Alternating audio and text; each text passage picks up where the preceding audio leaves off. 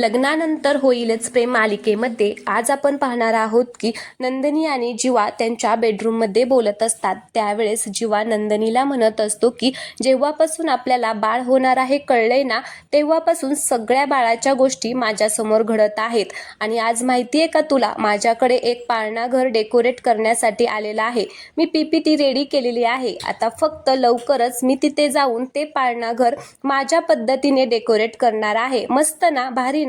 तर नंदिनी थोडी विचारामध्ये पडलेली असते. त्यावेळेस तिला जीवा म्हणतो की काय झालं.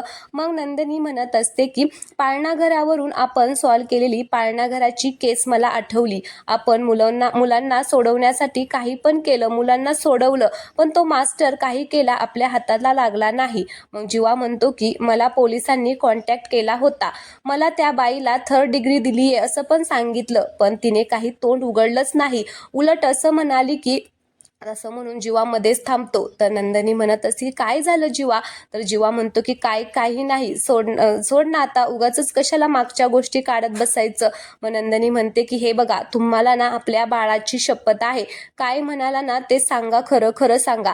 त्यावेळी जीवा म्हणतो की काही नाही, ती असं म्हणाली पोलिसांना की मी काही तोंड उघडणार नाही, पण लवकरच तो मास्टर नंदिनीला अद्दल घडवेल. मग नंदिनी म्हणते की बस एवढंच ना, अहो मी तर वाटच बघतीये की तो मास्टर माझ्या हाताला कधी लागतोय. आता नंदिनी हसतच जीवाला म्हणत असते आणि पुन्हा म्हणते की जिथे कुठे लपून बसला असेल ना, तिथून त्याला शोधून काढेल मी. एकदा का तो माझ्या हाताला लागला ना, मग चांगली अद्दल घडवेल ना की ती विसरूच शकणार नाही आणि पुन्हा कोणत्याही लहान मुलांच्या अंगाला हात लावणार नाही. आता हे सगळं पाठीमागून विजय ऐकत असतो त्यांच्या रूमच्या बाहेर. याच्यावरून आता प्रेक्षकांनो आपल्याला कळलेलंच आहे की या सगळ्यांमध्ये विजयचा हात आहे. तो मास्टर एकतर विजय असू शकतो किंवा मग दीपक असू शकतो, जो नंदिनीला त्रास देण्यासाठी हे सगळं करत आहे, किंवा दीपकच्या सांगण्यावरून सुद्धा विजय आता येथे आलेला असणार आहे. तर विजय यांच्यामधलं सगळं काही ऐकत आहे. याच्यामुळे आपल्याला कळत आहे की त्याचा काहीतरी संबंध आहे, आपण असा अर्थ काढू शकतो. मग विजय आणि दीपक सुद्धा एकमेकांना मिळालेले आहेत. मग विजय तिथून निघून जातो. त्यावेळेस जीवा म्हणतो की अगं बास बास, ऐक ना, पुन्हा त्या मर्दानी झोनमध्ये घुसू नको, माझी चकाचक बाई.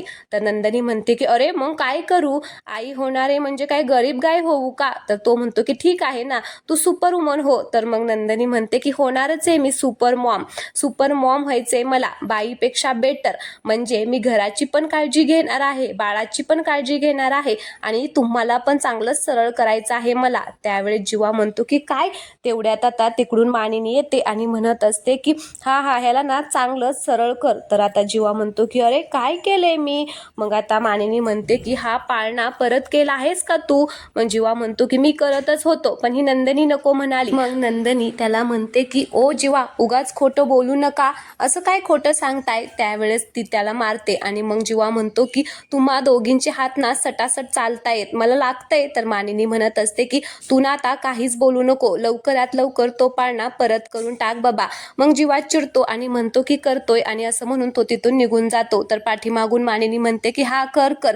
आणि मग जीवा गेल्यानंतर मानिनी म्हणत असते की नंदिनी, मी पाळणा परत करायला सांगते, तुला वाईट नाही ना ग वाटत. तर नंदिनी म्हणत असते की नाही आई, अजिबात नाही, उलट तुम्ही एवढी काळजी करू नका, एवढंच माझं म्हणणं आहे, बाकी काही नाही.